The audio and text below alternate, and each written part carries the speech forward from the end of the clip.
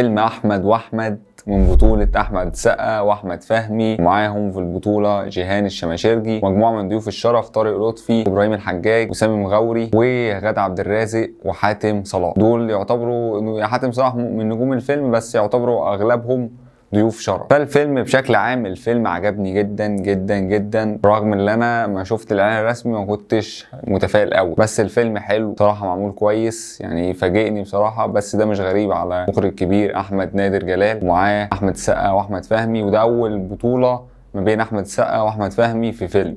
كانوا ظهروا مع بعض في سمامير وشهير وبهير من 15 سنه، بس كان ضيف شرف احمد السقا لاحمد فهمي في الفيلم بتاعه. فالفيلم بشكل عام فيلم حلو جدا، كويس جدا، متصور كويس، السيناريو والقصه حلوه، هي متاخده من امريكا الجنوبيه، قصص امريكا الجنوبيه والمكسيك، هي نفس النظام نفس الستايل، بس احنا مصرناه وعملناه بشكل مصري. هنتكلم بحرق شويه. احمد السقا في الفيلم، بدايه الفيلم هو عامل لنا بدايه كده تمهيديه للفيلم. مين احمد السقا؟ احمد السقا اللي هو مدرس كيمياء في مدرسه بيدرس للطلبه وكده، وعنده ابن اخته ده مهندس ديكور شغال في السعوديه. ابنه دوت نزل السعوديه عشان يخطب وكده، اللي هي طبعا جيهان الشماشرجي. هو كان نازل يخطب، فلازم يروح يتقدم لعيلتها معاها خاله، فما كانش عارف خاله راح فين. وخاله طبعا في بدايه الفيلم عرفنا، انا بتكلم بحرق معلش، خاله عمل حادثه وفقد الذاكره او فقد جزء من الذاكره. الدكتور مش متاكد، ما يقدرش يحدد كل حاجه، ما يقدرش يحدد. فطبعا راح عرف وجاله تليفون اللي هو خاله في المستشفى. راح طبعا بعد ما نزل مصر، فبيدور على خاله، وعرف بالصدفه اللي هو حد كلمه قال له خالك في المستشفى. فراح المستشفى لقى خاله فاقد الذاكره. بتحصل له بقى مجموعه من كل شويه عصابات بتطلع تهاجمه، وهو طلع خاله اصلا رئيس عصابه، وعمل مجموعه من طبعا السرقات، ويعني